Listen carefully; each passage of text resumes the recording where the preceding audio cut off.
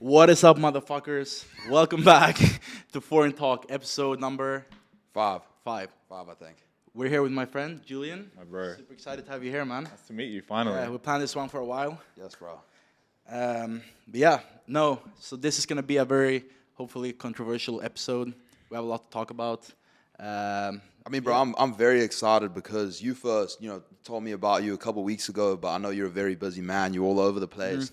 Seen pics on your Instagram, flying first class with was it Charles Oliveira? And I was like, fucking hell. So I'm very excited, bro. I'm going to pick your brain a little bit. And thank you for taking the time out of your day to sit down with us. Thank you, man. Thanks for having me. So, bro, if you just want to start, for people who aren't familiar with you, and I kind of, I've been checking you out, like I kind of work out what you do now, but, you just want to give us a background on, who you are, like what you do. Yeah. So I'm from Australia, and I was born and raised there, have moved to Dubai like 4 or 5 years ago. I initially started like in the music business. So when I was younger, I was a musician, and then I transitioned to being a promoter. So I moved into music festivals. And then from there, I transitioned to being into music management. So I started representing artists, producers, songwriters. And then as that was going on, I moved into investments. As the money was coming in from there, I started investing in all sorts of different things. And yeah, now I'm in Dubai and have just basically been retired the last few years and trying to figure out what's next. So when you say music festivals, what were you doing exactly? Yeah, so I started as a musician, and I started gaining momentum when I was really, really young. So I was like 14, and I didn't really want to be an artist anymore. So I wanted to be involved in that world, but I didn't know what. So I made a music festival when I was like 15. What? Targeted. I think I read something about you being like, you had this big music festival in Australia. Yeah. So Or like MySpace or something, right? exactly, yeah. So I had the largest under 18s music festival in the country.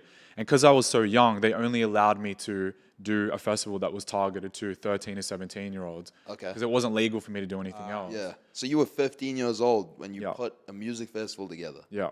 That's crazy, yeah. So yeah, I did the music festival and I started gaining popularity, like personally, and then financially, I started doing extremely well. By the time I was 16, I was a millionaire. By the time that I was pretty much 18, I lost everything. So I went totally broke. So you became a millionaire at 16. Yeah. And then by 18, Yeah. had lost it all. Everything. What? What happened in between 16 and 18? So, all right, imagine that and this is a long time ago, right? So if you make money at that age, in that era, when you don't have anyone else that's When was this? Like how long ago? How old are you for now? Like 31. 31, Yeah. okay. So there was no like social media back then. It was just starting. It was MySpace. Facebook was just slowly starting. There was no Instagram, and there was no one else that was honestly below 40 that was making money. So what happens? Nobody can tell you anything because you think that you're the man. Yeah. You gain a huge ego because you're slightly famous and you are now a millionaire, right? At 16. Yeah, at 16. So partying 7 nights a week, doing loads of drugs, making all the things. Honestly, these are things that I think anybody would have done at that time. I didn't have the right guidance. I didn't have the right mentors. I didn't have the right parenting. And so it was only natural what kind of happened to me. Yeah. As I was, partying too much, I then got into gambling. And then by the time I was around 18, everything was gone. Unreal. So you lost that pretty much from gambling. Yeah. Not just gambling, but I was like, imagine 7 nights a week partying. I get you, A little mix of everything. I had no understanding or value or concepts of money because the money just came in out of nowhere. I was too young. Yeah. Now you guys are lucky because you can just go onto YouTube and you can find any tutorial, any financial guru. All that knowledge is there. Now it's like, back then it's like there was nothing. So in order to learn that sort of stuff, you needed other people to teach you, and there was no one else.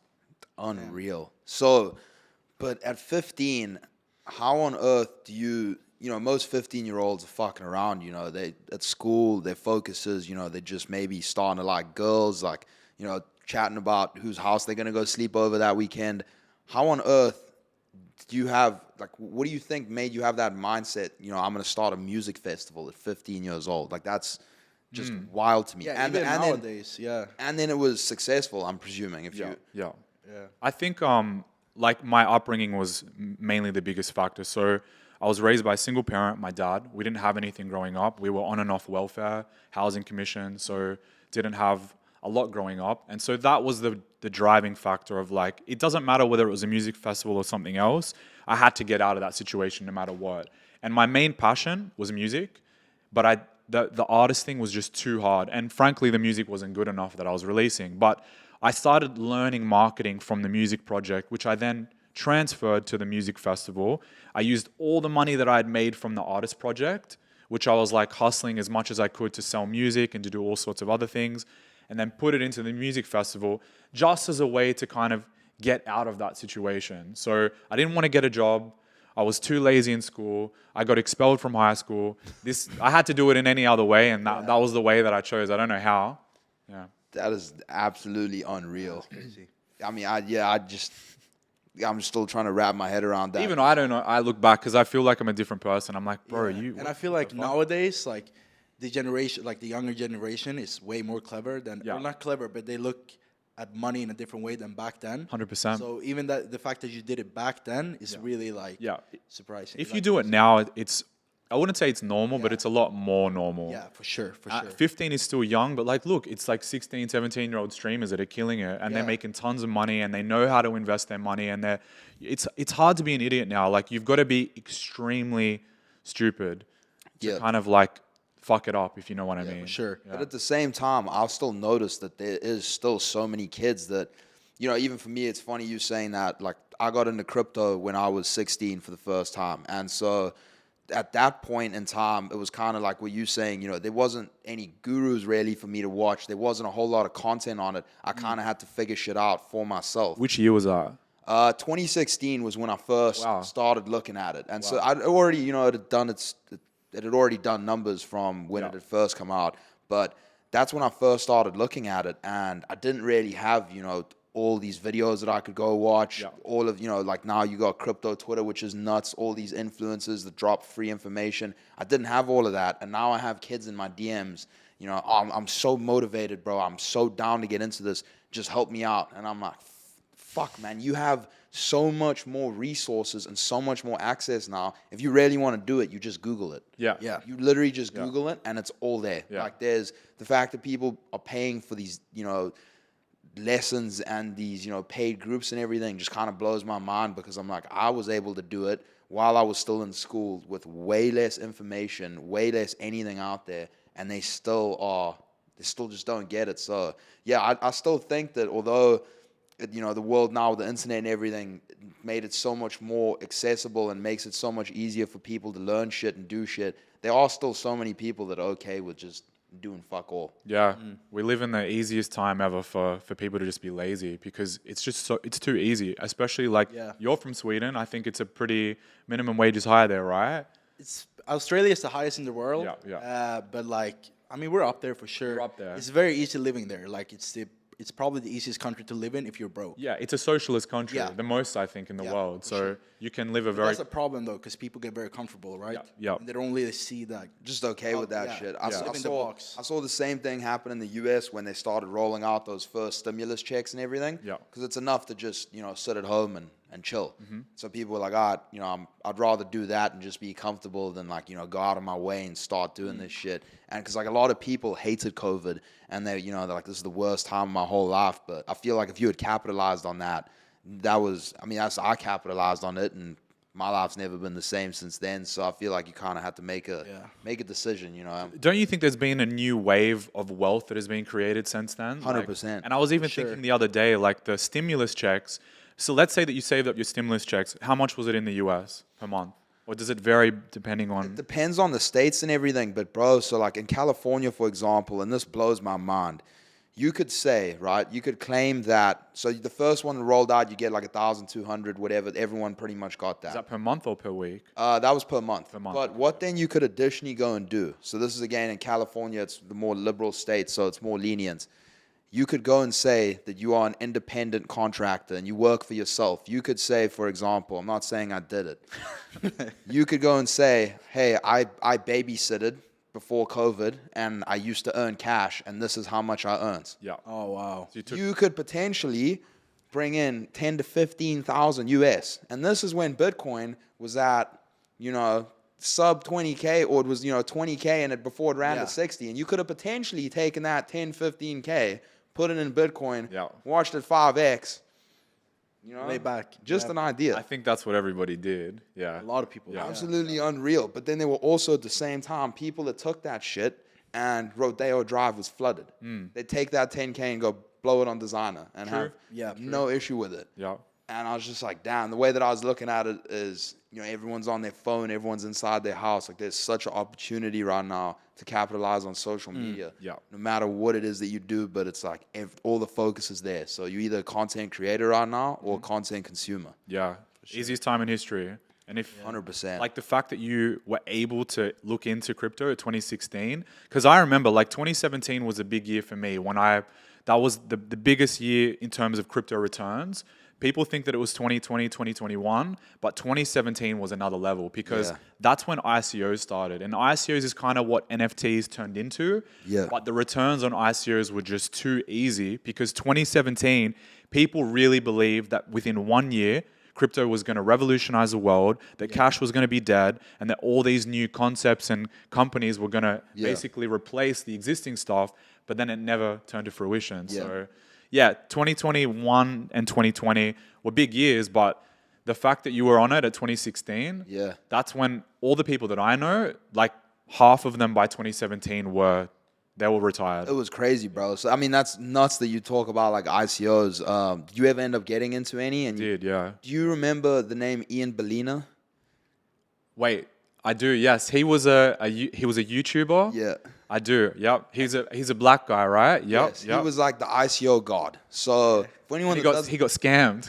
He got hacked for $1 million online while he was doing a stream. But for anyone that doesn't know, an ICO is an initial coin offering. It's pretty much investing in the project before it's available to the public. Yeah. Like an IPO. Yes, exactly. So it essentially, now it's changed because obviously 2017 was spastic, but you could get into these projects, right? And there was no cap really at this point. Like, I know this one fucker that there was Veritasium was an ICO. Yep. Its ICO price was $1. Yep. He got $1 million allocation into it. I bought into that project. Veritasium pumped to like 450 per coin. Yeah. So essentially $1 million, and the 450 he pays to this day a motherfucker to sell off every day because you can't, obviously that's not really liquid. You can't, sell that, it's over. Yeah. But that shit went crazy. And anything that Ian Bellina ever spoke about, bro, I was sitting there and I was like, that's how I ended up finding Solana early, was because I was so focused on ICOs. I was like, this is fucking nuts. And that was pretty much just like the That's Wild when you found West. Solana? After that, but because I was so focused on ICOs, like I don't know if you remember One Chain, that was supposed to change the world, and it ended up coming out in the bear, and it didn't do so great. But that was like every Tom, Dick, and Harry was trying to milk that. But it's weird because like hearing this perspective, I've never actually heard it, especially from somebody so young, because it was so long ago. Yeah. And all the crypto people now have only gotten into it in the last year or two with absolutely no knowledge, no experience. You now have an app. There's apps for everything. Back then, there were no apps. Yep. You could only go on a desktop browser. It was a lot harder to kind of figure out projects. And now it's just become so accessible to everybody. So yeah, that's why the people that got into those projects back then, if they were smart enough and they cashed out, because a lot of them crashed, right? Yeah. And they never recovered. Yeah. Did you sell? I'm gonna be honest, I lost a lot of my money because again, I went in when I was a kid and I didn't, I wasn't just handed 100K, yo, go run with it. So I got in with such little money. I definitely made money. I don't know if you remember Verge, but they had XVG. I was in this Facebook group chat. This was when Facebook was still popping. And someone was like, they dropped and they were like, buy Verge, I promise you won't regret it. The next, over one night, 10x. So like even now, you have the alt season 21, 22, alted numbers, but nothing's like 10xing overnight, And I mean, I had like 3,000 US that I put in, and I wake up the next morning, it's 30,000. I'm still 17. Crazy. 17, I cashed that shit. I was like, I'm out of this stuff. Yeah. So I made some bread, but I ended up losing a lot of it, honestly. And then Solana was an ICO that I tried to get into, but I was a nobody, so they didn't give me allocation. And because that's at that time, it's pretty much if you're a nobody, you're just fighting for whitelist spots. And it's pretty much just you know, you have a very slim chance of getting it. Yeah. So I only got into the ICOs, especially like because a lot of them were hyped before they even went out. Yeah. But I only got in because we went into pools with a lot of other people because you Okay. need minimums. Yeah. But I got burned on so many of those. Yeah. So one that I went into, I've never spoken about this, but I put in some money into, I won't say the name of the project, but I maybe invested in 5 or 6, and out of 5, like 5 of them probably went 300-400x. Damn. unreal, bro. And this is within a span of a few months. Yeah. That's It was crazy. wild. I remember one of my friends, like he put in $1,000 into one, and he made like within a month 500K. Yeah. Like those Wow. returns are wild, and you just Yeah. set yourself up for life. So when I was going into these pools, you had to be really careful because a lot of your circle, like let's say we all went into a pool right now. I don't really know you that well. I don't know you that well. We seem like we're getting along, but imagine it goes up, right? And whoever is holding onto those tokens and has to distribute them, they could then disappear.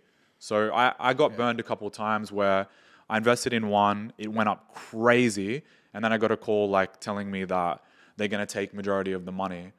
So I was like, fuck. So I had to learn slowly how to Yeah. yeah. And that's a risk that you're playing with because, I mean, still to this day, a lot of crypto influencers, people in crypto don't want to be doxxed. They don't want to have their face out there. They don't want to be known. Yeah. And, you know, so essentially they can still do that shit because that happens just in different formats now, you know, through like, you know, create a meme coin out of thin air, Yep. run it up, drain the liquidity out of there. Yep.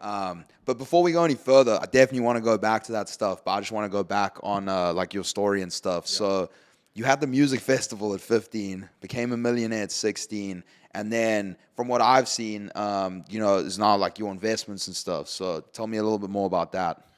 Like now today? Yeah. Yeah. Like, So- I so wanted what to do you- ask you back then when you were 18, when you lost everything, how did you recover? Okay. Yeah, let's get like the whole run up to it. So that was one of the most worst possible times anybody could go through. So I wake up one day, I was dead broke, and all these bills come in. So I've got this rent's due, this other bills are due, and I didn't know what to do because I had just been living this crazy lifestyle for 2 years essentially, and I was like, I'm done.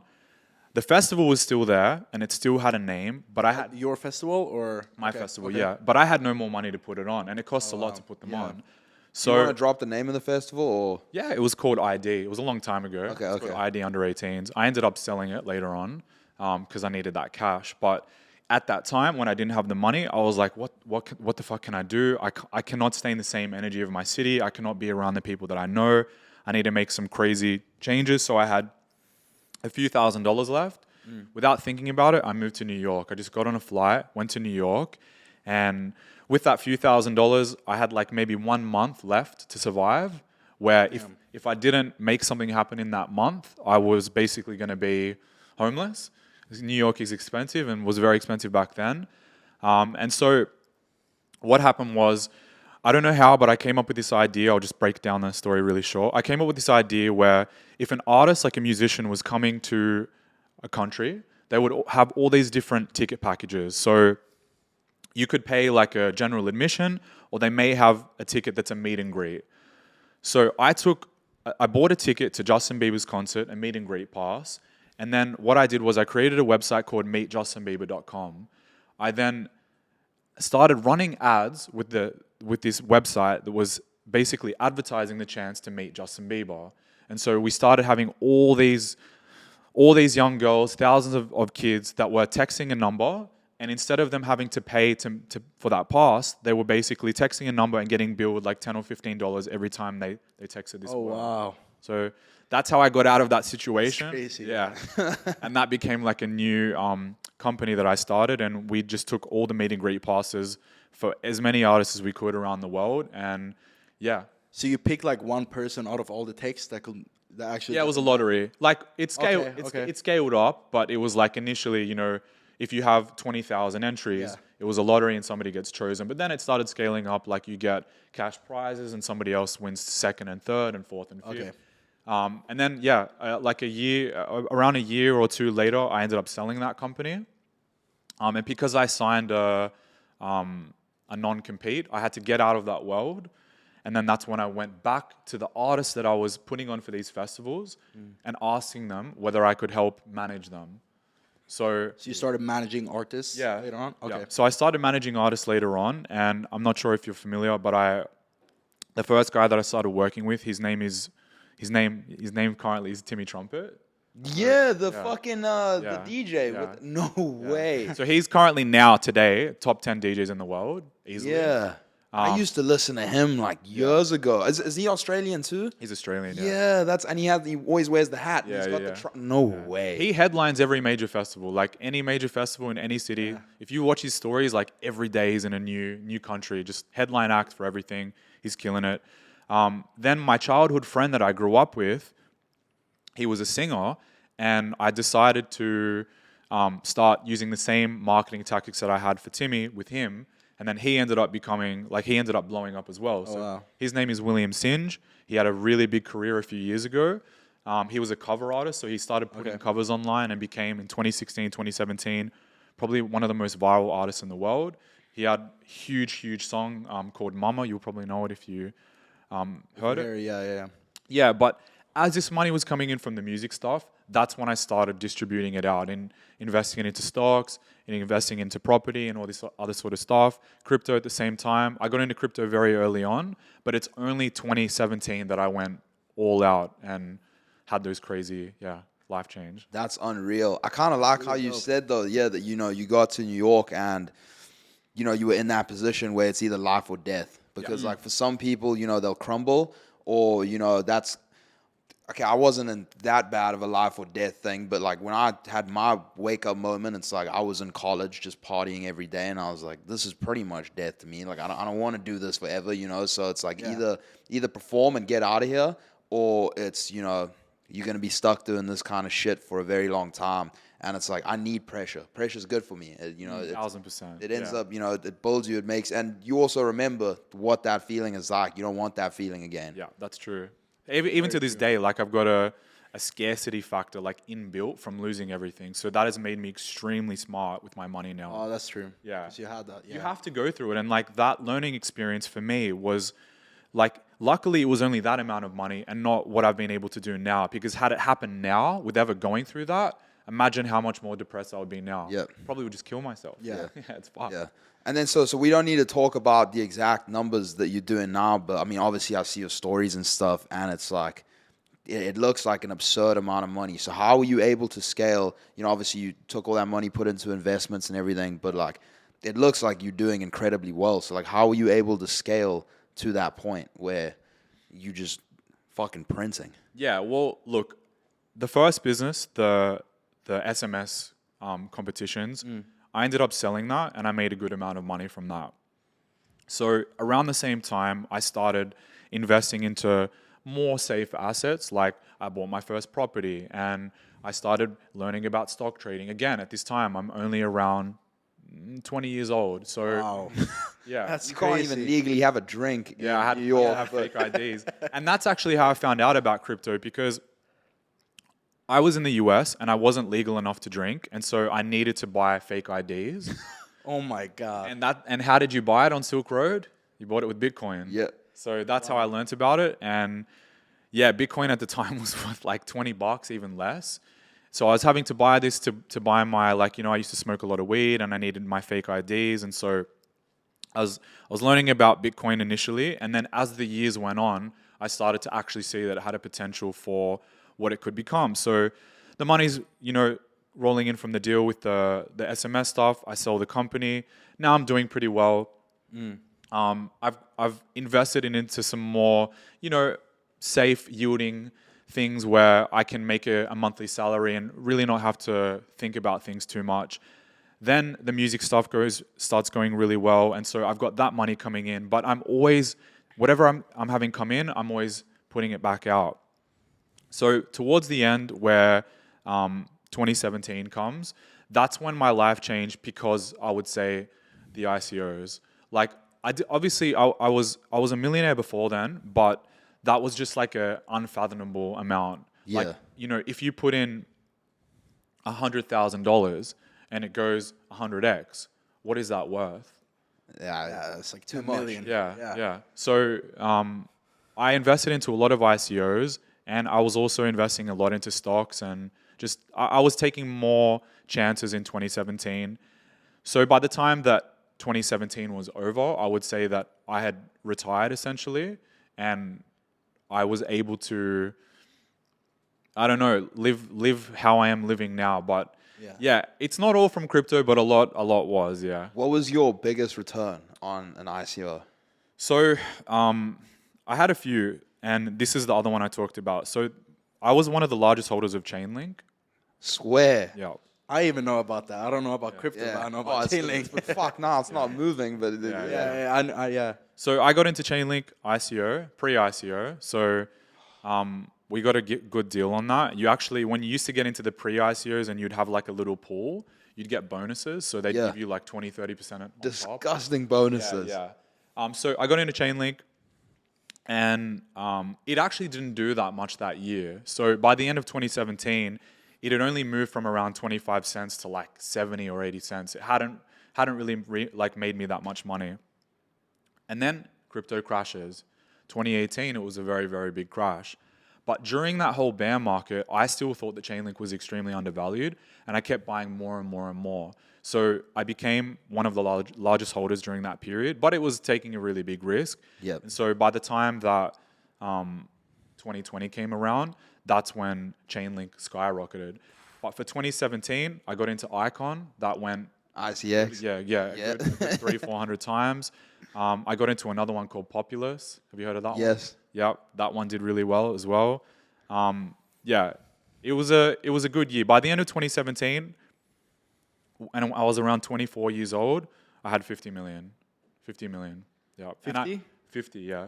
By the end of 2017, at 24, 25 years old, I had 50 million, and I'd only really invested like maybe max 1 or 2. Yeah, that's when when you fucking around with those ICOs and shit with those returns, you really don't need that much. Like, that's fucking hell.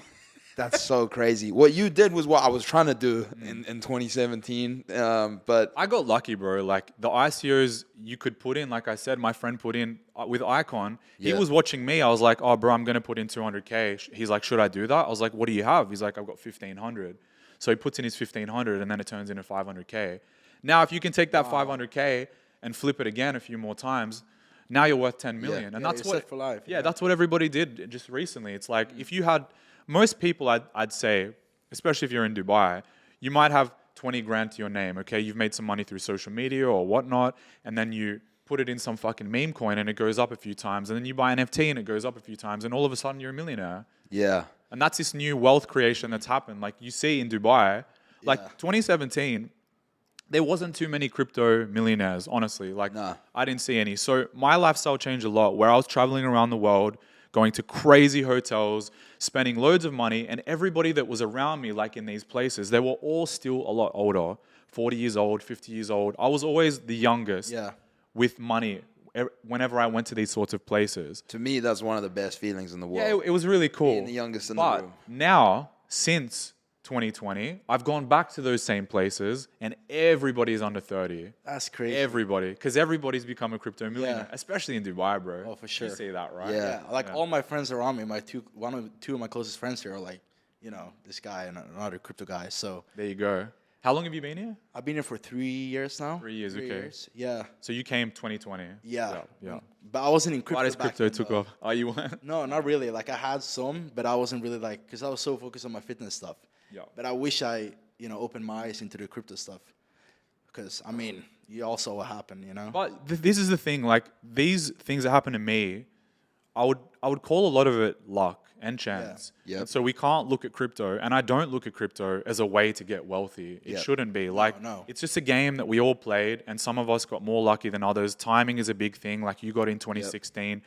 You got lucky with that timing. 100%. But you should never look at crypto as like, people think that it's a career. Yeah. It's not a career. I You like- need to have a real fucking purpose in life. I like that you say that though, because I've said that so many times that luck 100% is going to play a massive role in success, but you have to put yourself in a position to get lucky. And like you say, from 15 years old creating music festivals, you've definitely done that. You know what I mean? So ICOs were accessible to anyone. You know, the internet was there. Anyone could have done it, but you just got to put yourself in that position in order to get lucky. 100%. That's fucking nuts, though. I had no idea he was going to hop on the pod and have been in ICOs and shit. That's crazy. Me too. I would sit there and I would watch Ian Bellina and I was like, anything this fucker talks about, I'm in there, bro. There's fucking B token, one chain, this and that. Yep. And then I watched him get hacked on live stream for $1 million. And he's since disappeared, but he's definitely so well paid because I didn't know it was live that it happened. on a live stream. Crazy. He's watching and his crazy, wallet just gets drained. And I mean, so I haven't seen him. He's not really around anymore. I think he's got like a newsletter, like Tokenomics or something. Lost it all. Bro, I mean, to be honest, unless he really fucked that up, because even then, you know, like you're saying with bonuses and shit, these projects must have given him, because he had a spreadsheet at the time where he'd have a spreadsheet and he'd have, you know, How much yellows is project, right? and he would have like yellow's an okay one, green is this, and then like this is mega fucking button, bro. That spreadsheet, I would study that like the back of my hand, and I was just like anything I would, and I know that there were thousands of cunts doing the same thing. Yeah. So he must have got paid a and he, bro, every fucking week he had a new ICO that, and he was getting allocation of 100K to a mil. So unless he really fucked that up, you know, he should be okay. And I mean, I feel like that's why he's fucked off, because he's like, I don't care anymore. Maybe, but I also think like I watched a lot of my own friends. 2018 came. I feel like this latest crash hasn't been as bad as 2018. 2018, like people got wrecked and those coins never recovered. Yep. So even if you had like $5 million, $10 million, by the end of 2018, you'd be lucky if it'd be worth 500K. Yeah. If that. Yeah. So had you been invested in Bitcoin or Ethereum, okay, you would have recovered. But all the other ones, like Icon, never recovered. No. Populous never recovered. Veritasium never recovered. Never. So you could have been worth 50 mil. And this is what happened to me. So end of 2017, I'm worth 50 mil, but it's not liquid. It's in crypto. And so I've started changing my lifestyle to start spending into, you know, I want to enjoy this money. Yeah. But then 2018 comes and there's a big crash. So it hit me just the same as it hit everybody else. And that was a great lesson for me going into 2020 to understand the same that maybe it happened for you, that's why I'm no hodl. I'm no hodl gang. I can't do that shit anymore. I was gonna ask you, like, because I see you post recently about like you investing a lot of stuff, but you don't invest in any crypto right now. Yeah. So why is that? I think that crypto, and hopefully this doesn't offend you or anyone else. Nah, bro, I'm not a maxi like that. Yeah. I'm here playing the game like everyone else. I don't actually want it, like we're talking about it, but I don't want to be known as a crypto guy, and I don't know like what crypto really is rather than speculation. There is no intrinsic value for crypto, in my opinion. If we're going to talk about blockchain technology, that has a value and a purpose. But in terms of the actual, like Bitcoin and Ethereum, what is the value of it? Do you know what I mean? So I think that come 2020 and 2021, I was invested and I did really well during that time as well. But seeing it just skyrocket how it did, and then hearing all the conversations at dinner, like being out with 19-year-old girls and they're telling me about their crypto portfolio, that's when I was like, okay, I need to sort of like dip out of this, because I don't know, when people are talking about crypto as if it's like it still has a potential to become something, but it's already here. Like it already has become something. Everybody has Binance on their phone. Everybody is a trader. Everybody will have some amount of Bitcoin. And so when it just became too widespread like that, I don't know, I felt like it just became a bit of a joke.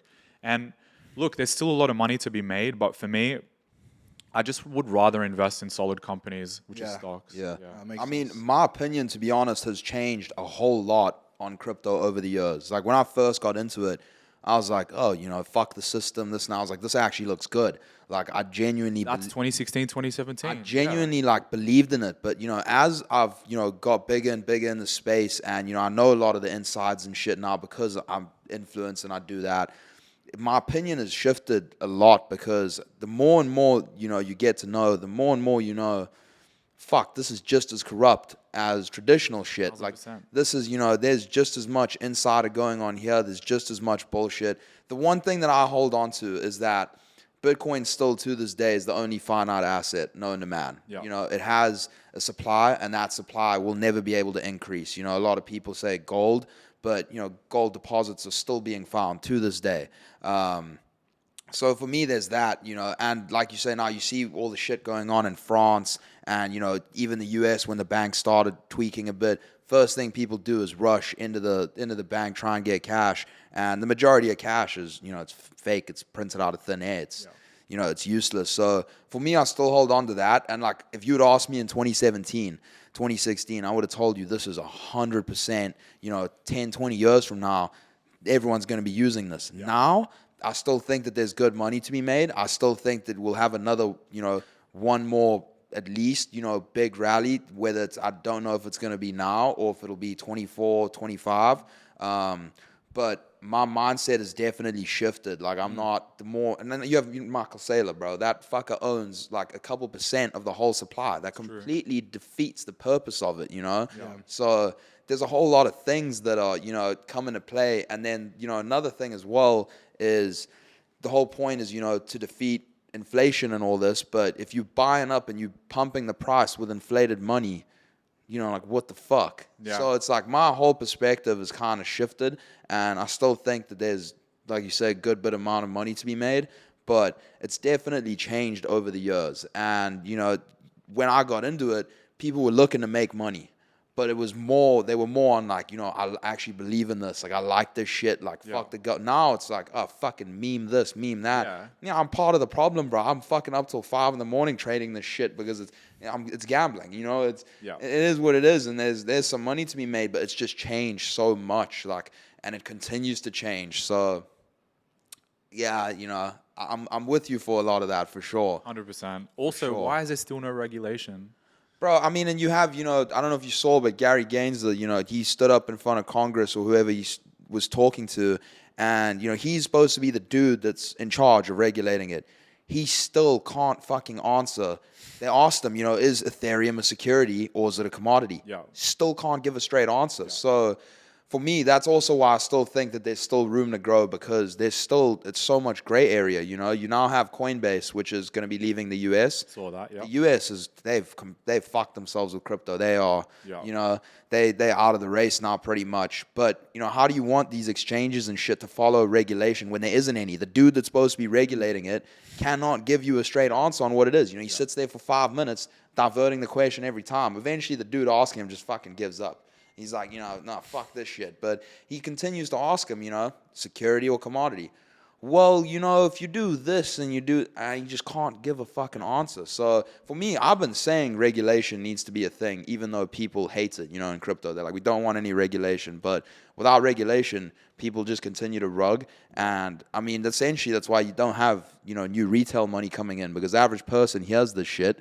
And they're like, I'm not touching that. I touched it one time. I bought SafeMoon, and now I have no money left.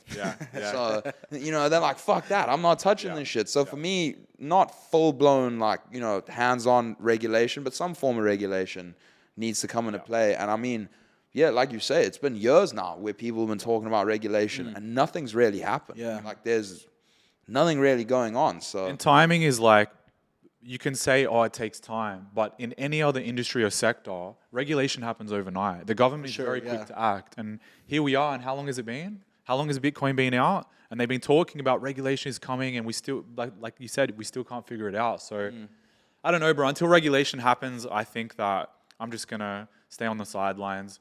I've made my cash now that I'm not too interested in the extremely highs and lows. You don't need it. Yeah. I just want to invest in real companies that are solid, that I can do a lot of research into, that have actual offices and employees, and that aren't based out of the Cayman Islands, which most of them are.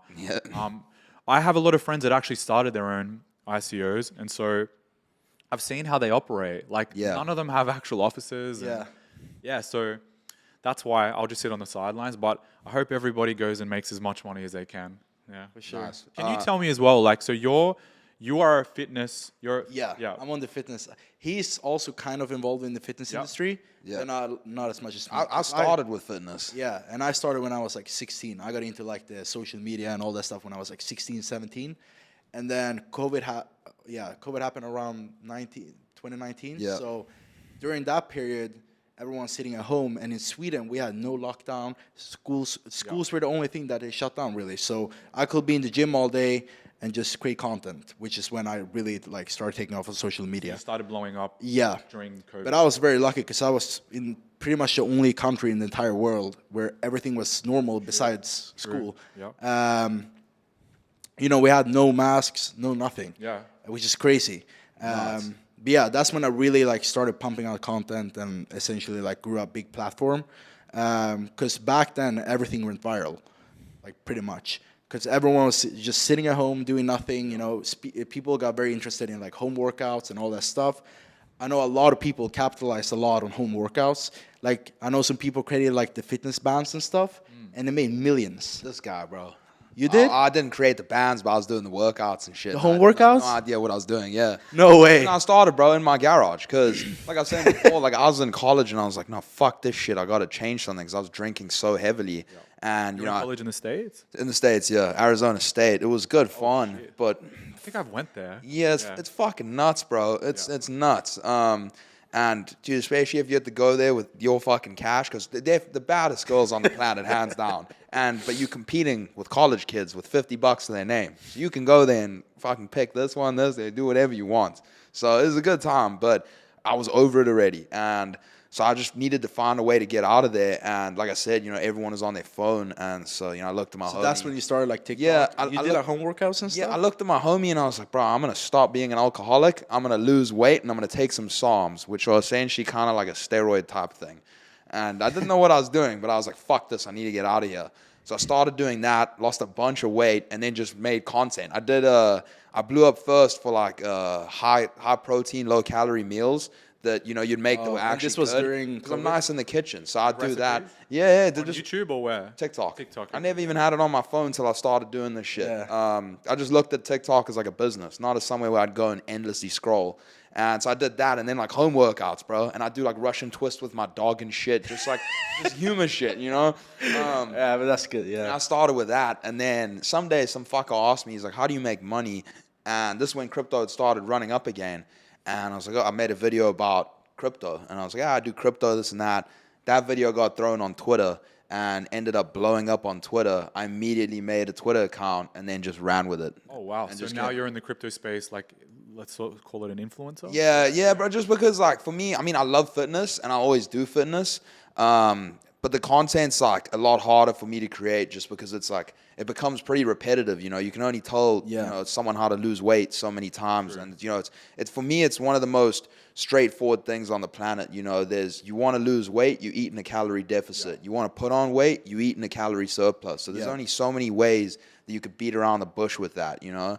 How much of your guys' edge do you think happens to be your age when you did it? Do you think that helps? Like, is your audience really like young for me, guys? for sure. For me, it was everything. Because I was like, I mean, I competed last year when I was 20, and that did really well because I was so young, and I competed in like the biggest show in Europe. And what's the average age of the people competing? The average age of the people at my show was like 30 plus. Wow. Yeah.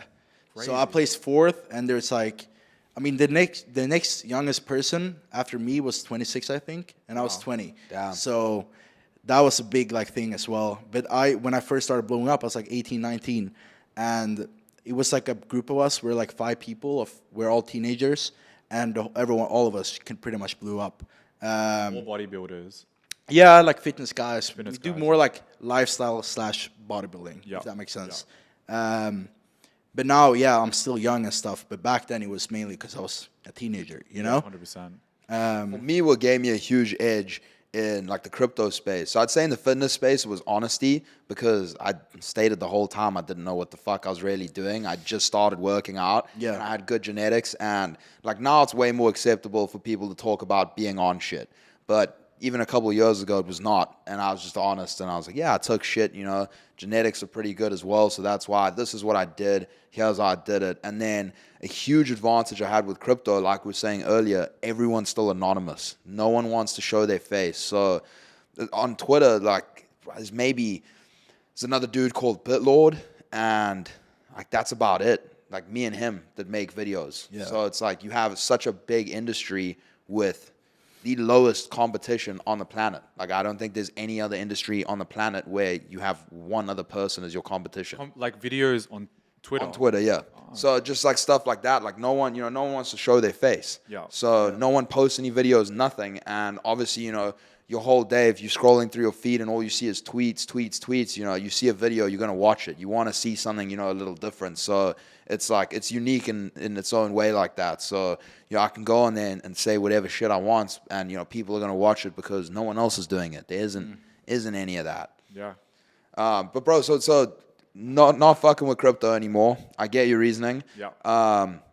Now, what do your investments look like now? Like, what are you investing in? So now I'm just trying to invest into passion projects, because what happened to me was I moved to Dubai, and initially I moved to Dubai when, everything had taken off and just before COVID started, and I wanted to obviously safeguard myself with taxes. And I was like, fuck, I finally made it. I'm retired. I don't have to think about money ever again.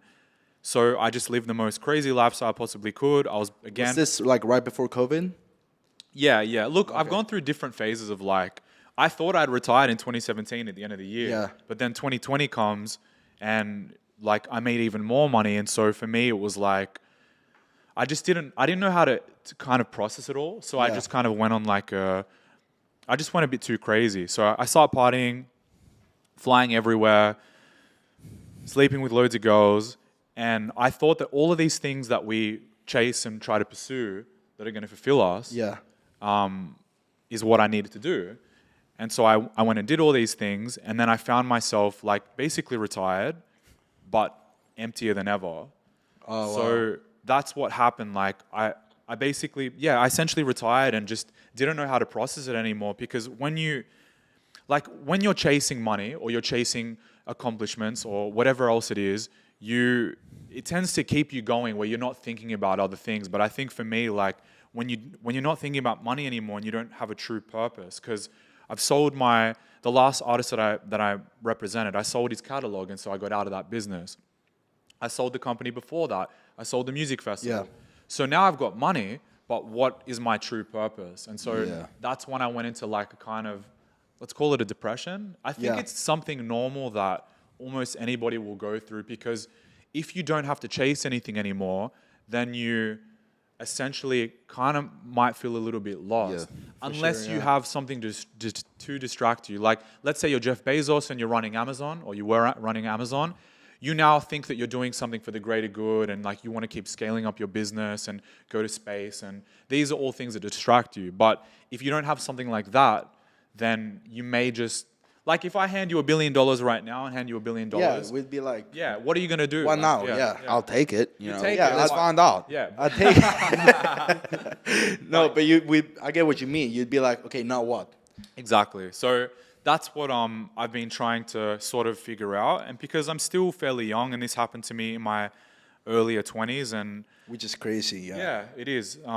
And so now I'm just in this headspace of trying to figure out what that purpose is, and that's what I'm trying to promote now. Is like a lot of people chase like these huge accomplishments, but they don't know what is going to happen when they get there, and not enough people sort of dive into that. Like, if you hear these huge celebrities and influencers, they still are promoting it like, this is a goal that everybody should aspire to, but you have to have a purpose in life. It can't just be to get rich off crypto. It can't just be getting rich like off some company that has no true purpose in the world. So yeah, that's what I'm still trying to figure out now. And No, I get that. Yeah. Unreal. I mean, I think that's such a good lesson for people that are, listening to this too, because I've nowhere near done as much damage as you, but fuck, I was in college a couple years ago.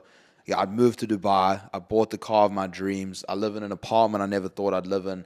And I was kind of like, fuck, what now? Yeah, I'm the same. Still got a long way to go, but I'm like, fuck, what now, bro? Yeah. I don't really have much shit to do, I don't have anything that I'm really chasing anymore. I was like, yeah, $1 billion would be nice, but like, fuck, I'm happy where I'm at. Like, this is all I wanted to say. Yeah, I'm totally the freedom. same. I just wanted freedom, not to listen to anyone, not to have to do shit I don't want to do. Yeah. And so it's like, fuck, now I've got that. So even me, bro, I'm also searching for my purpose a little bit, because once you get to that, it's kind of crazy. when you get to it young, like your guys' age, it's even more crazy, I think. Yeah. Because you still haven't even figured out who you truly are yet. For sure, for sure. Yeah. I noticed big time though, like when I was 17, 18, 19, I lived at home with my mom, single mom. We didn't earn much money, and that compared to now, my creativity levels are like really down bad.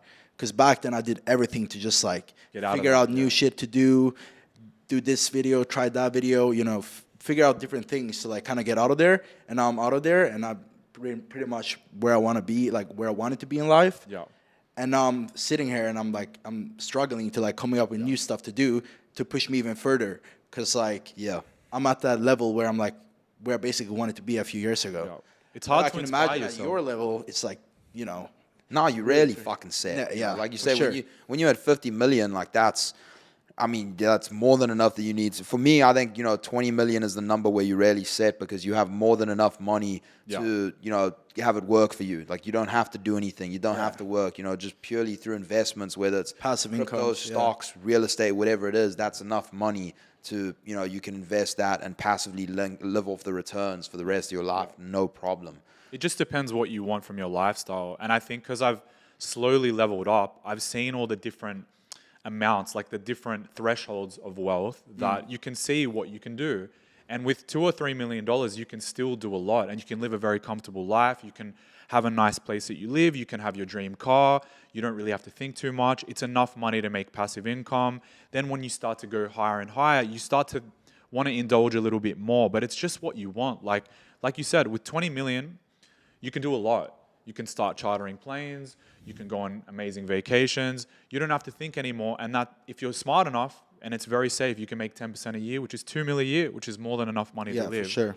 But I think that if a lot of people want even more and more and more, and what I'm saying is that, why? Yeah. Why? I was gonna ask you, because obviously now it's a very different generation than compared to when you started. What will you do if you wake up tomorrow and you start from scratch? No connections, no money. Question. Yeah. You have $1,000 in bank account. Oh, what will you do? shit. We'll give you 10K. We'll be Okay, generous. 10 grand. 10 grand. Fucking all in an ICO. NFT. I think that it just depends. Like, if I've got 10 grand left and if I lose this 10 grand, it's all over. It's all over, right? Yeah. So, I mean, pretty much. You sleep on. yeah. What I say is, like, I believe, especially in Australia where the minimum wage is really high, if I was willing to go back into reality and get a job, I would go get a job where I'm earning extremely high tips. So I'd go work as a waiter, maybe a bottle service or something like that, and I would earn my minimum wage or whatever the salary is, and I would try to finesse as much as I can with tips. Because if I have this high-paying job from tips, I'm able to slowly accumulate that. By the end of the year, if I barely sleep and I'm working 2 or 3 jobs, then I can have 100K saved up easily in Australia. Yeah. But most people aren't willing to lose that sleep or work that hard. So I know for sure that's what I would do. And I always recommend to people to go into a job that's paying high with tips. It's got to be service-based. And work your fucking ass off. Yeah. Then that 100K is enough of a safety net for me to then dive back into investments and start trading again or doing something else. But it also depends on my skill set. Like, what skill set do I have? Because obviously you have a lot of knowledge from your past. Yeah. But if you're a guy with no knowledge, then then you're fucked. Yeah. You know what's so funny is, like, I'm, noticing a pattern here. All these fake gurus that I watch online, all the advice that they give, the advice that you've given is so different to what they say. 100%. It's so 100%. fucking different to what they say. And it's like, I've never heard about that before. yeah, I've never heard anyone, I've never seen a video where they're like, go to, and it makes perfect sense. And I'm like, I'm just sitting here, I'm like, oh, fuck, they're all full of shit. I thought they were full of shit, but, now it's confirmed. It's not hard to make money. I think that just people are too lazy. Yeah. Look, we are all lucky enough. I mean, you were in the US, so you were also lucky enough. Sweden, great country. Yeah. Australia, great country. The States, now the minimum wage is quite high, and that is the capital of earning tips. Yeah. So I worked at KFC how long ago? Like 4 years ago, 5 years ago? let's go. Yeah. I'm proud of you, bro. Bought my first camera and then I dipped. Swear. But yeah, we are blessed and fortunate enough that we have access to those countries, South Africa, a little different. Yeah.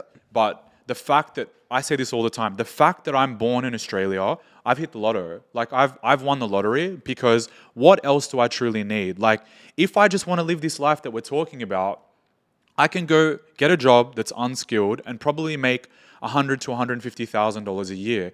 And now I can live a very comfortable lifestyle where I can go for a surf every afternoon. I don't have to stress too hard. My employer is not really going to be giving me a hard time. But then when we start talking about the third world countries, it's not the same. No, for sure. When you can only make $300, $400 a month, and look at Dubai, you know, the average salary here is, I mean, it varies a lot, but it's between like, let's just say 1,000 a month. It's very low. 800 a month. Depends how well you're doing. So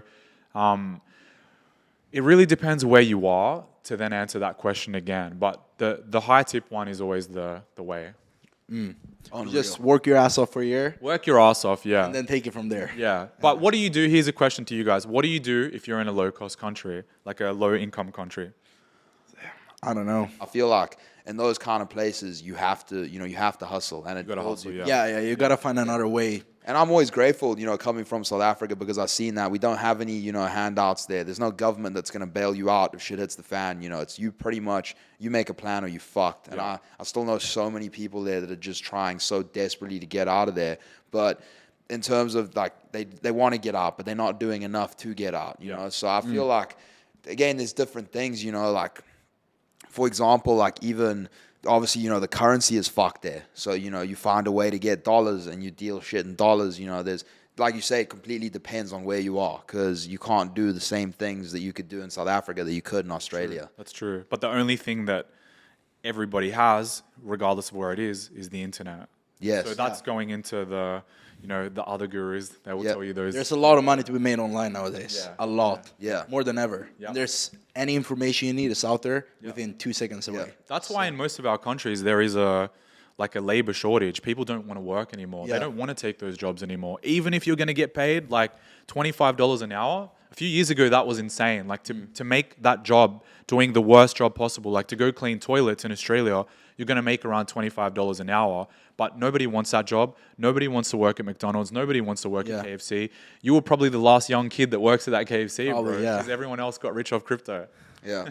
So your plan now going forward is just invest in things that you're passionate about. Exactly, yeah. You plan on starting up something else? Yeah. So I've invested into own a whole bunch of different rental villas, like places that I can go to and sort of relax and unwind and spend my time in. So I have like a property portfolio.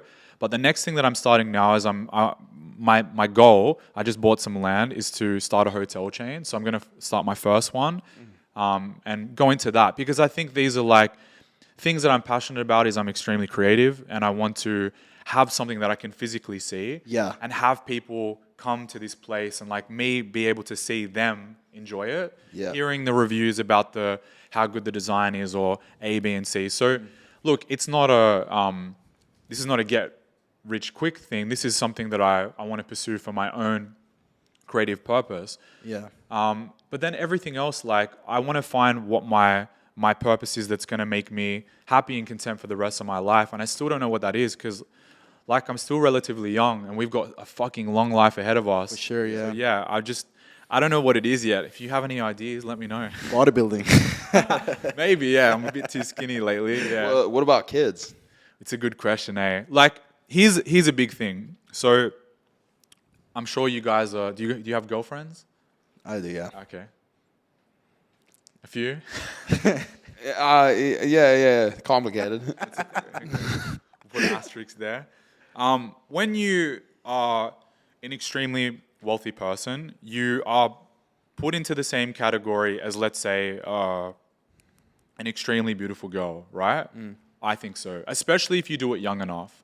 So if you're 30, 35 below, if you're your guy's age and you're able to amass some wealth, now you have a lot of eyeballs on you. So you can start to date a lot of girls. And as you know, in Dubai, there are a lot. There's a lot of questionable girls here. So, like I said, like I flew around the last few years just having fun and going crazy. But what I noticed was when you can almost have anything, you don't want it. Yeah, like it's very hard to have that connection with somebody because you just like they may be ready to go. Like you may feel this connection, but because you have so many other options, it's just too hard to stay in that mindset of like, I need to settle down now. So this has been a problem for me. Like, I just can't settle down. I can't find that connection because A, you don't know why they're around. You don't know whether they're using you. You don't know what their motives are or their intentions. But of course, there are plenty of girls that are like, I don't know. I mean, every girl is looking for a rich guy, right? Yeah. It's obviously a bonus if you have money and you can support them and stuff like that. But I just think that it's very hard for me to find somebody that I find that connection with, where I'm like, okay, you're the one that's going to take me away from all of this world right now, where I can have children and settle down. And still, I'm not in that mindset yet. Yeah, it must be hard. Especially, you guys know, like, you're young. In this world. You're yeah, young. yeah, Like, yeah. when I was your guys' age, just purely being young is more than enough to sleep with heaps of girls and have fun. And if you want to settle down, you can. But as you get older, you know, your options start to decline just purely because we age. But if you do have something else interesting going on, like you have some accomplishments, you have a little bit of clout, or you are wealthy, then those options sort of stay at the same level. And it's now kind of in your hands. Like, what do you want to do? Have you found the right person where you want to give up that life? Look at Leonardo DiCaprio. The guy is 50 fucking animal. something years old. Do you think he could have settled down by now? Of course he could have, but he can't, because in his head, I feel like at any moment, if that girl just does something slightly off, he's on to the next one. Yeah, every 5 years, it's like, Bro, it's crazy. like, I remember, so during this music time, I used to DJ, right? And I was in Sydney in Australia, and I was DJing in this club, and he was shooting The Great Gatsby in Sydney. And he was in this club every single night. So he'd come in there every single night, and I knew every single girl in Sydney at this time. So let's say there's 50, 60 models. The start of the trip, he comes, he's filming for 6 months. One by one, every single girl has started being knocked by Leo DiCaprio. By the end of the trip, I couldn't find a single girl out of those 50 or 60 that he hadn't 50? smashed. Yeah. Wow. They know they're all doing it too, but they don't give a fuck because it's Yeah. DiCaprio. It's DiCaprio. They don't give a shit. Like, I was at a party in Paris last year, and crazy party. Like, it was just maybe 15 people, and sitting on a couch just like over there was Mick Jagger. Now, Mick Jagger, do you know who that is? I don't know. You guys are you're too young. Mick Jagger. Yeah, Mick Jagger. What's the band he was in? No idea, but I know Mick Jagger. Rolling Stones. Yeah, fuck. Oh, I know the band. Yeah. Yeah. Jagger, bro. Even I probably know him. Yeah. Yeah, so Mick Jagger, you know his face. He's like in his 70s. So Mick Jagger is at this party, and it's mainly only girls. There's a couple people in there, and there's 2 models next to him that are both 19, and they're trying really hard. Wow. And that's when I was mind blown. I was like, what the fuck? Like, these young girls are still trying to fuck a 70-year-old, and they're only doing that because they can then He is say, him. Yeah. I fucked Mick Jagger.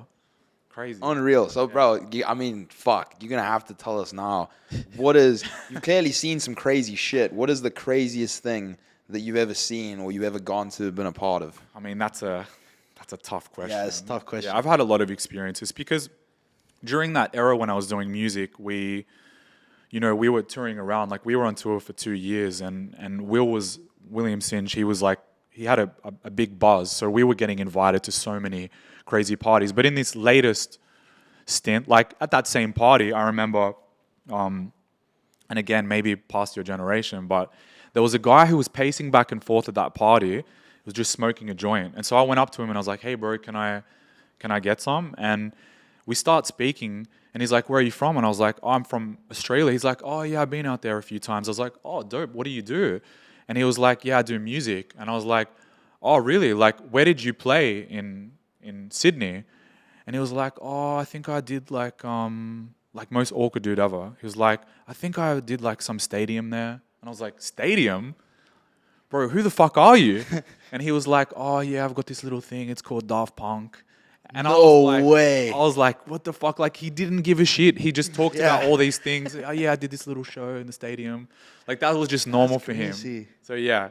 I've got a lot of celebrity stories. I'm just trying to think. Let's talk about something else while I keep trying to brainstorm. Jesus. Yeah. No, but you must have seen a lot. I've seen Leo DiCaprio in so many cities because I lived in New York. Yeah. And my friend that I lived with, so my roommate, he was the top promoter in New York. So his job was to bring 10, 15 models a night to these, these nightclubs. And so I was out with him every night. And in that club that he worked in, that was the celebrity hotspot for that time.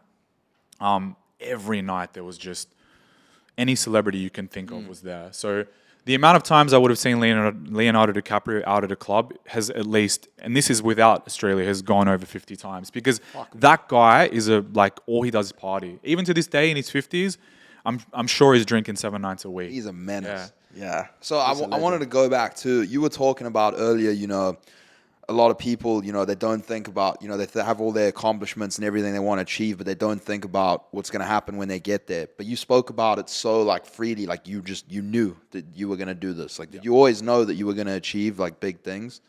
I think that, because a lot of people, they have those accomplishments, but I feel like in the back of their head, there's a lot of people that say, oh, I'm going to be a millionaire one day, but they don't really believe that. They just say that. I think after I did it the first time, with the music and the festivals, and then losing everything, I knew that I had something inside of me. I knew I had a skill set and an ability, but I felt like I had no way to express it. I had nobody to open any doors for me. So that was a period of me doubting myself, even though I knew that I had something. So sometimes it just comes down to timing and, of course, luck and chance. But from 14, 15 years old, I knew that I just had a different sort of drive to everybody else. I was on the computer every day like you were, just trying to figure out what the fuck to do, what hustle I could come up with, and just thinking about life differently. I always used to calculate how much things costed and how much I could make returns and all these sorts of different things from a very young age, while everybody else was, playing Counter-Strike. Yeah. So I was speaking that. I played too, don't worry. Yeah, I think that just some people have this natural drive, and I think that mine just came from my situation, not coming from anything was the biggest driving force. And just seeing my situation growing up, it was hard and it hurt. It wasn't a fun experience. Yeah. You needed that hurt in order to want to come out of it. Like you said, I think people that, this is why I'm worried about having kids, because if I have kids and I'm able to provide everything for them, what ends up happening to them, even if I don't give them the money, they're going to be spoiled because they've never, this is something that I think is really interesting, right? So Bill Gates is the best example. He's worth a lot of money, and he said that he's not going to give any money to his children. When he dies, they're not going to have anything. But their entire life, how have they lived their life? Yeah. I mean, he's fucking them by doing that, because now that's what they're used to. You're living in the craziest mansion ever.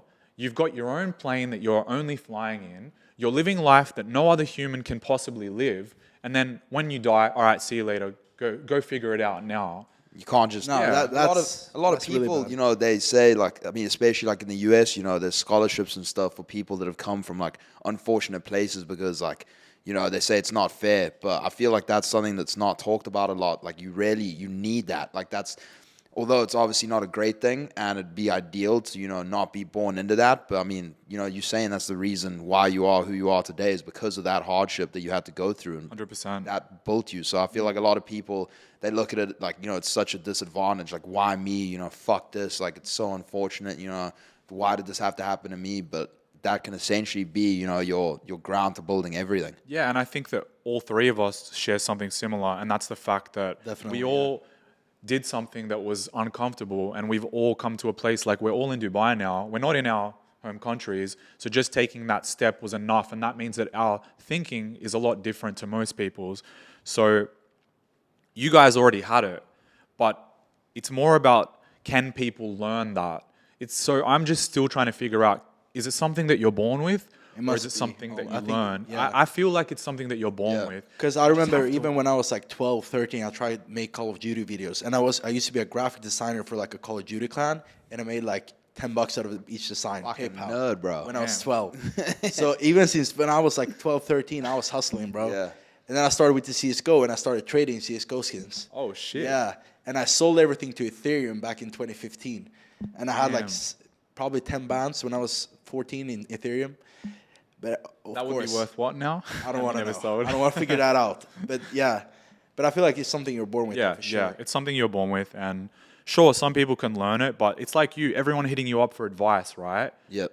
but all that knowledge is there. Yeah, exactly. And it's like all of that knowledge, we already have it. It's like we've come with this knowledge. And that knowledge is this ability to just figure out things, I think, not more than other people, but we just have this natural gift to just fucking go and get it. We just don't want to settle for anything other than that. 100%. And so talking about Dubai, a lot of people, I mean, from what I've seen online, there's mixed feelings, they love or hate it, and it's got all these problems, this and that. What do you think about Dubai? You've been here you said 4 years now? Yeah, 4 or 5 years. So I think Dubai, like, obviously has its pros and cons. Like everywhere. Yeah, like everywhere. But Dubai, okay, center of the world, we can go anywhere we want at any time, one direct flight. No taxes, that's kind of a no-brainer, especially if you're making money. Like, where else can you truly do that in a real city? Because you can go to the Cayman Islands or the Bahamas, but those places aren't as good as here. Yep. And then, yeah, you're around so many crazy people, crazy wealthy people that you see all that, and it just sort of drives you in a sense. So those are the three main things. But if we talk about, like, a few months ago, I actually made the decision that I wanted to leave Dubai. And that was because I felt like a lot of people here were living without a purpose. They were just chasing, this sort of superficial lifestyle, which I've sort of drifted off from. Yeah. Like, I don't wear any designer clothes at all. The only thing that I'll do is I'll wear a few nice watches here and there, but I don't give a shit about designer stuff. Fucking Richard. Yeah. So when you're around that all the time, it's sort of hard to be in your own lane, I would say. Do you know what I mean? Yeah. And that's why I felt like if I was to go somewhere else where I fit in more in terms of that mentality, it was going to make me feel a little bit different. So I left and tried to find a new place. I see you travel a lot. Yeah. I traveled a lot trying to find that next place, but I couldn't find it, and so I'm back. Okay, so plan for now is still chill in Dubai? Look, Dubai will always be one of the bases, and I think for this moment, like 0% tax, I don't know how long it's going to last. They're introducing, like, what is it? Income tax? Corporate tax. Corporate But tax. it's not so serious. It's just like for onshore companies. Yeah. But personal tax, like all the incentives and the schemes that Dubai had was to create what Dubai has become now. Yep. Yeah. And now Dubai has reached it. Like, there is an overcrowding problem. Like, you go to Dubai Mall now, Fucking hell. Can't find parking. rammed. Like, Yeah. a few years ago, it was like every single restaurant was half empty. And now, like, you need to know somebody to get a booking at most of these popular restaurants. So Dubai has become what they set out to become. And now they can slowly introduce the taxes because I don't know whether people will leave.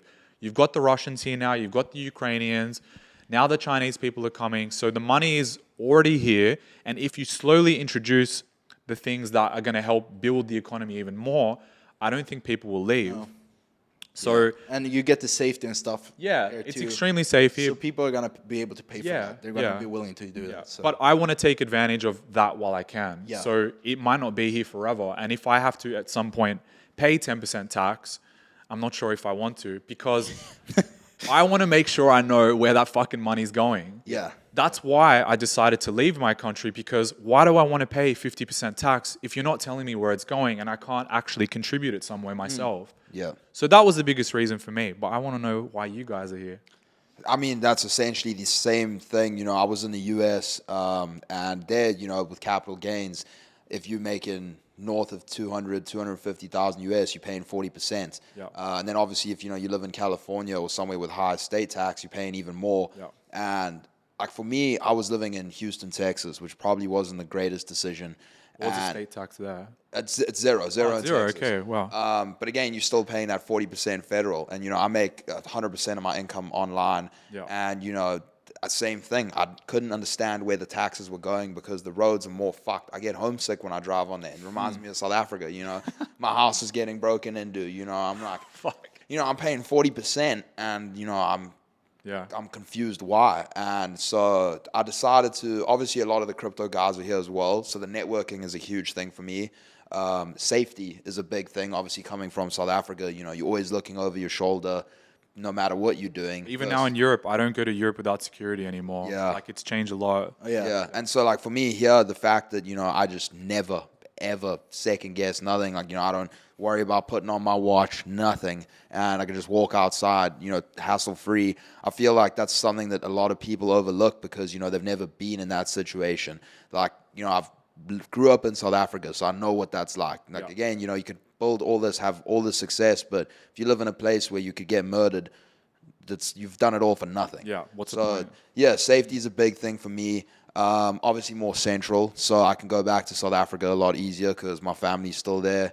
I love the beach. The beaches are unreal here. Same as even the fishing. Not a lot of people know it, but Dubai is some of the best fishing I've ever done. Really? You go out in the channel here, bro, you whack in 10, 15 of these queenfish. Unreal. And it's flat like a lake, so no seasick, no nothing.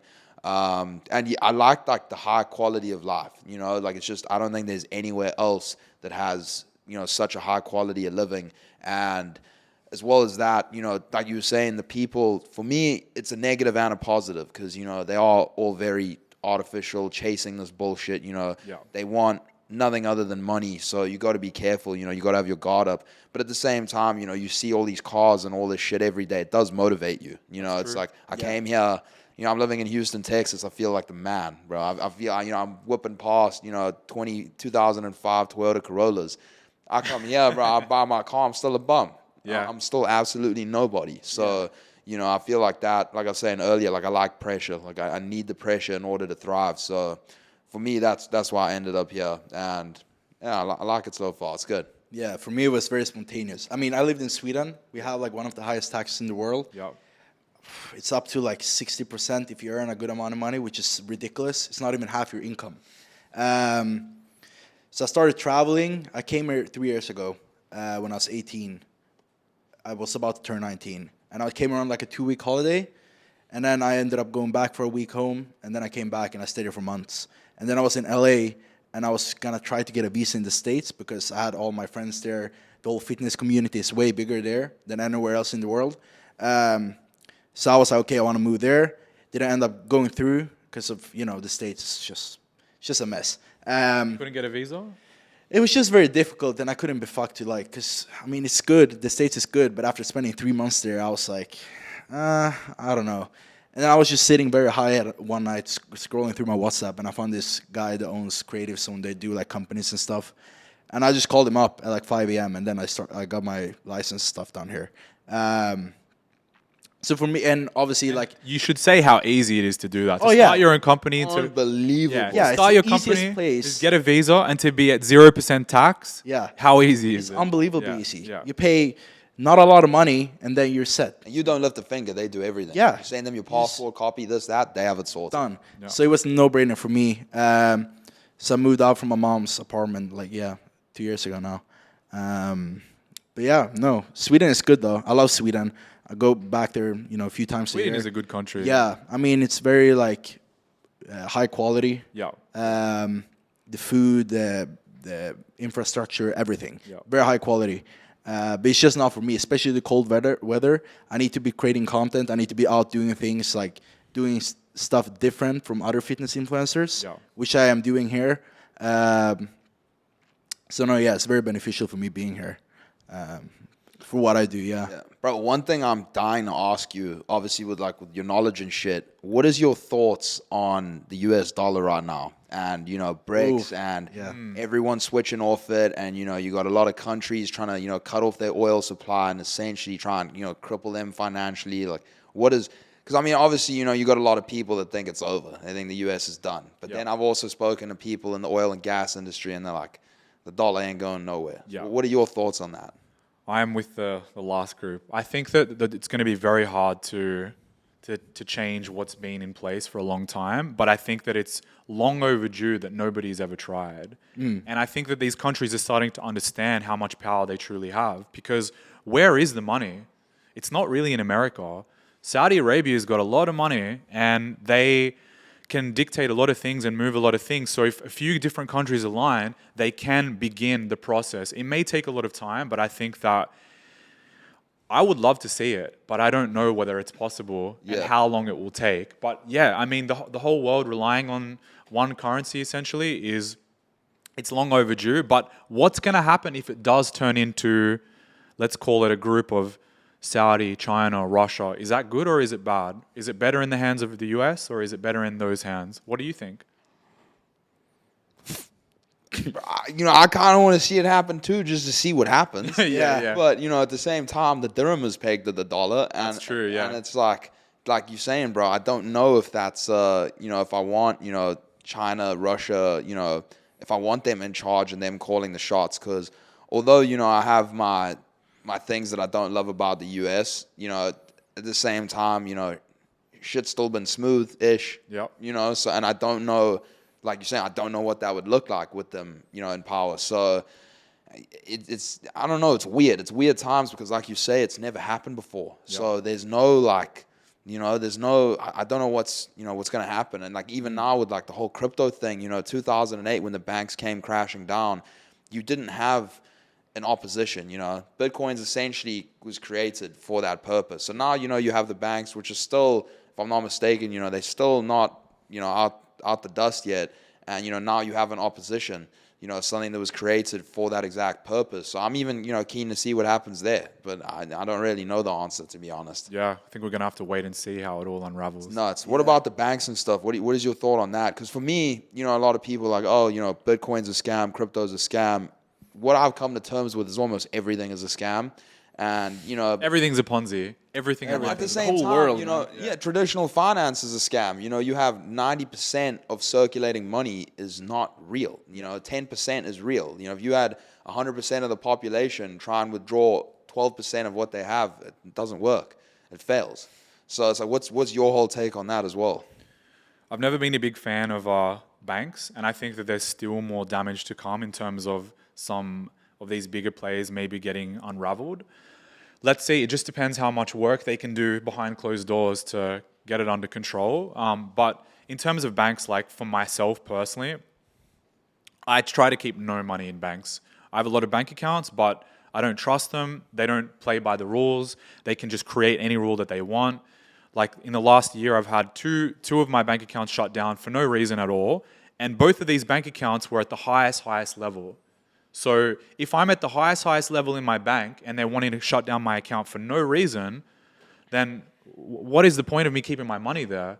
Yeah. Emirates MBD, great example, right? Yeah. I still have my account there. Emirates MBD, they have a section. So for everybody listening, Emirates MBD is the biggest bank in the UAE, in Dubai. They hold most of the wealth of this country. Mm-hmm. It's also slightly state-owned, I'd say. I had the highest tier account for Emirates MBD. Now, this is like a level that, from what I've been told, this is what the guy told me. Yeah. There's only 10,000 people in the whole country that have that level.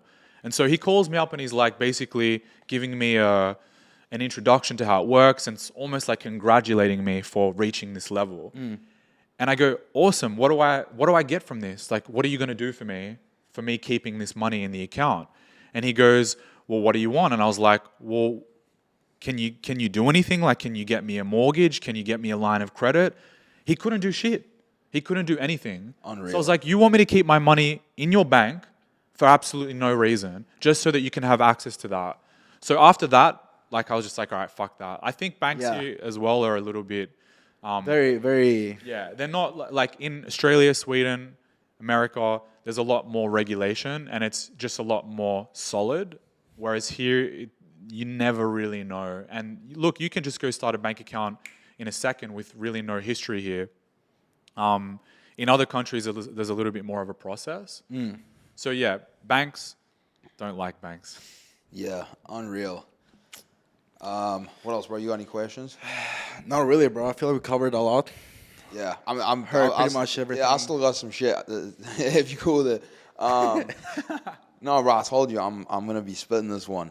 Thoroughly enjoyed it, but there's a lot of people that obviously hate Andrew Tate, but I feel like he was a big pinnacle for that. That he was one of the first dudes that came out and really spoke his mind, really spoke what he thought. Because shit, half the things I say on this pod, I would have never said 2 years ago. I would have been terrified to say a lot of the things that I've said because it would cancel, shut down. It wasn't acceptable. And there were so many people that just kept quiet and didn't want to talk about it. But who else has created a movement like Andrew Tate has in the last 100 years, or if not more. Like, name one person, and I'm not talking about, you can't compare it to like Hitler or something, because that's obviously fucked up. Yeah. But literally, who has created such a fucking widespread movement like he has? I haven't seen it done. I haven't heard about it done since literally Jesus Christ. And it happened so quickly. Yeah. Out of thin air. I just seen this bald head motherfucker all over my The For You whole page. world, What the fuck? every guy just woke up and was like, yo, started saying all this shit like that we hear nowadays, that it's becoming more normal now. But like before Andrew, it was very quiet. Yep. He revolutionized that. Yeah, for sure. And like, like we were saying a little bit before the pod, it's like, I don't really know what his game plan is going forward, because, he did so much positivity and, good things for, not only just men, but, anyone, because I feel like a lot of the time his message is, it's taken and twisted. His whole thing, we were talking about it last pod, about being, high valued. I don't think that applies to, just men. If you're a woman that is the CEO of a company and you are making disgusting amounts of bread, you call the shots then. It's not just about just the high valued males, just high valued in general. So I don't know what he's going to do going forward, because all the good that he's done, and he just, didn't essentially get paid for it type thing. And, when he's gone to jail for... I think that sometimes these things can be the best things that ever happened to anybody. Like, a great example is, what's her name? The chick that got detained in Russia, Brittany Griner, I think. Yes, for the weed. WNBA star who got caught with a vape. Now, she went to Russia. She gets arrested. She goes to jail. Extremely traumatic experience. She was in jail for 3, 4, 5 months, right? Horrible experience. I don't wish it on anyone. Now, you come out, you go back to America. So what happens to her after that happens? She starts getting paid for interviews. Now she's getting brand deals. Yeah. That is what happened to her life since that happened. Was it better or worse after she went to jail in Russia? Yeah. So going back to Andrew Tate, I think that this has only elevated him. And 100%. if he's smart with his moves of what he does, like I genuinely think that Andrew Tate could probably, just with speaking alone, sell out arenas in every city around the 100%. world. Yeah. So his brand alone, even if he has $5 to his name, his brand alone just from speaking is worth hundreds of millions. This jail thing hasn't affected or changed especially any male's opinion. They all value what he's just done for society, right? Sure. You don't hear too many people, unless it's like a small community of, let's say, the leftists or the woke, that are going, oh, see, he was guilty, he's in jail. But most other people are like for him and favor him a lot. And so this has only elevated him. And that's why some rappers in music, they're about to fall off, and then they go to jail, and after they get out of jail, they become massive. Yeah. Because that just elevated their whole image. And so that's why I think this is only good for Andrew Tate. Like, it may have been a traumatic experience for him, but if he's smart, he can make more money than ever and be bigger than ever. Yeah. It's kind of like get punished for a couple months of your life and then... Fuck it. Would you do it? Put me in jail, bro. Yeah. I mean, if I'm set, if I know, I'll do it. Fuck it. I mean, Brittany Griner was on like what? What was her salary? Like $100K a year as a WNBA Yeah. player. And now you get out of jail and now you're making millions. Yeah. But did you see the trade that they made for her? No. For the merchant. So Oh yeah. Merchant of Death was his Merchant of nickname. Crazy. Unreal, but Yeah. good for her. So I mean, last thing before we wrap it up, any chance that crazy story came to mind? Oh fuck. Give me a few seconds. I'm not good at coming up with stuff. That's crazy when you got to think about it. Yeah. Yeah. That's absolutely I crazy. can't do it on the spot. Yeah, I'm really hard at doing stuff on When you meet like all these celebrities and stuff, are they cool dudes? Do you like them? Like, how does that go? most guys are like a bit full of themselves. Most of them. It's very rare that you meet somebody that is down to earth and humble and modest. Because bro, like, what do you expect? I mean, it would happen to all of us. If you've got just people around you every single day that are telling you how good you are and you're the best, and it's kind of hard to get out of that. And if your fame just stays the same, you just have this God complex. Like, I know just behind the scenes of a lot of people that are super messed up and they'll never get out of that. Like, I saw some messages the other day from one of my friends who was DMing Chris Brown, and it was just so random. Like, I'm not going to... Actually, no, I can't say this story. Yeah. Okay. Fuck, yeah. Okay. But, yeah, I'm trying to think of something else. We can edit here to No worries, bro. Take your time. Yeah, fucking hell. I've got so many fucking stories. I'm trying to think of the best one. You guys got any stories? I got asked the same thing. I did a podcast with my friends in Sweden, and they were like, "Tell us the craziest like party, whatever you've been to." And I couldn't do it because it's just so hard when you have a lot and you don't really think about it on a daily basis, you know? I don't have anything with famous people or anything really. I'm not famous, but when I was in Arizona one night, a bunch of like the TikTok kids were there, and I'm cool with one of the dudes behind the scenes that, you know, kind of just manages them. Yep. He's like, yo, come out to the club. And right, you know, it's college town, so you just have that one street. It's called Mill. And went there, got hammered. And last thing I remember is right opposite it, you have West 6, which is like the main like apartment building that all the students live in. And the owner of this club also had the penthouse there. And so we were going there. And the last thing I remember, I was a bit of a nuisance back then. You know, I was like, this needs to change. I remember walking there, and then the rest was just a blur. And I woke up the next day in the same apartment complex because my friend that I brought with me, he lived in there as well. But I woke up on the couch, and I'm looking, you know, opposite the couch, and I see like this fucking crazy looking couch that wasn't there before. I was like, yo, bro, when did you pick this up? I was like, this is fucking wild. He's like, you don't remember? I was like, what? He's like, you picked that shit up by yourself. It's like a 3-person couch. Obviously, the elevator went straight to the penthouse. Walked it into the elevator and just jugged the couch. Just completely taken. So that was honestly one of my last where I was like, something needs to change.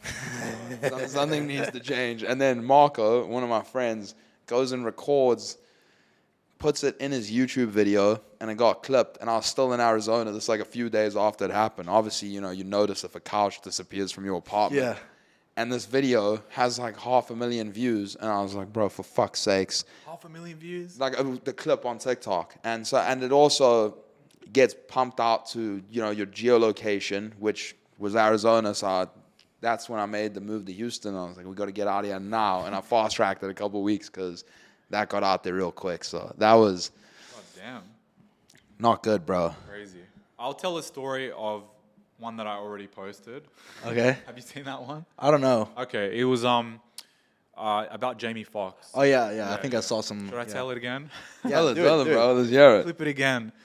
So I was with the artist that I managed, and I got a call on my phone, and I answered the call. And I used to get a lot of these random calls. Just I don't know how these high level people get numbers, but apparently there's a way to get numbers. So I got a call, and I was like, who is this? And the other line was like, it's Jamie. And I was like, Jamie who? And he's like, Jamie Foxx. And I was like, what the fuck? Like, can you put your FaceTime on so I can believe this? So I see that it's Jamie Foxx, and I was like, what the fuck? And he's like, I really want to meet Will. Can you guys come out to where I am in Calabasas? So we end up going to Calabasas, and he's in this like gym, and they won't let us into this gym. So he comes out and he's like, why don't you guys just go wait at my house? Pulls out like 10 grand of like $100 bills, and he's like, take some money for some snacks. We're like, what the fuck? He's like, yeah, just go follow this route and you'll go to my house. So we go to his house, and we're waiting for hours for this guy to arrive, just like wandering through the house alone. Fucking crazy experience. What the fuck? And then we go, and he eventually comes back, and we're just like sitting there, and he's telling us all his celebrity stories and all his crazy things that has happened to him. And yeah, that was a wild experience, like a proper That's crazy, A-list, experience. Because a lot of people have celebrity stories. Like, I've met plenty of celebrities, but what have you actually done? You know, what experiences have you had? And those, I think, are harder to. I feel like when you get to that level, it's just fucking insane. Like some of the shit that you would have to like care about, you know, most people have never even heard of or thought of, and it just like it's a regular thing when you get to that level. Yeah.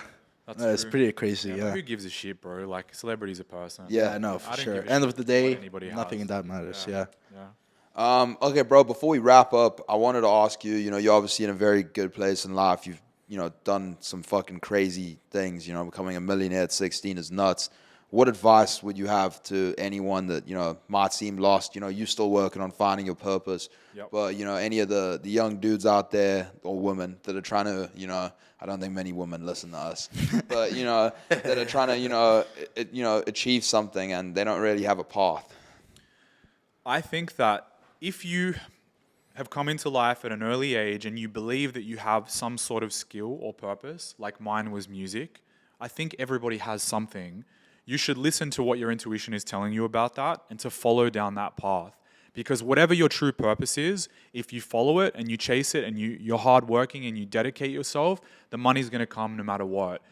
But if you're going to go down another path where it's just about money and it's just about hustling and it's just about I need to get all these things for no reason, you're never going to be happy. So I try to tell everybody, make sure that you go and find your purpose because everything will come to you from that. Well said. Unreal. Bro, how do you, after I saw the picture, this is the last thing I promise and I'm going to shut up. How do you know Charles Oliveira, bro? I remember seeing that photo on your Instagram and I was like, yeah, jokes. That's crazy, yeah.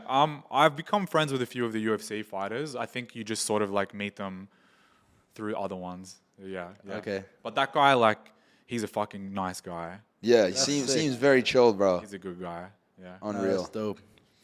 But yeah, man, we're rounding up. Yeah, you got anything else you want to add? You want to really, plug your socials or anything, bro? Yeah, drop your socials. Anything else you want to say? Follow me, Julian Petroulas on Instagram. You started Twitter, right? I started Twitter, but fuck, that's hard to keep up. Yeah. It's hard, yeah. You got to be super creative all the time with, I don't know how you do it, bro, but I just fucking You should pick up see the his shit. It's so stupid. I'll follow you after this. But yeah, after this, I think all of us need to just go crazy with YouTube. It's the only way to like get people to the other platforms. Yeah. It's very, I mean, now with Reels, okay, you're starting to get momentum again, but TikTok, yeah, bro. TikTok as well, yeah. But YouTube is the way to really like become something. You can blow up on TikTok, you can blow up on Instagram, but what does it convert to? I've seen people with millions of TikTok followers and they can't convert it to Instagram or they can't convert it to being a brand name. So I feel like if you can crack it on YouTube, then the rest just follow. Yeah. Like, sure. look at streamers. Like, streamers have now become bigger than musicians. It used to be cheesy to be a YouTuber. It used to be cheesy to be a streamer. And now they're fucking cooler than rappers. 100%. So, yeah, we got to blow up on YouTube, boys. Easy. All right, bro. Well, that was a fucking, by far, one of my favorite pods I've ever done. Thank you very much for coming and stuff, Yeah, man. appreciate it, bro. Learned a lot. And, yeah, thank you so much. You got to take me to the gym, yeah? Get some. Yeah, Easy, bro. Hit the gym in the week. No issue, bro. Hey, thank you, boys. Thank you, man. All right, boys. Thank you for listening. We will be back hopefully next week. Like, subscribe, all that good shit. And catch you next time. See you.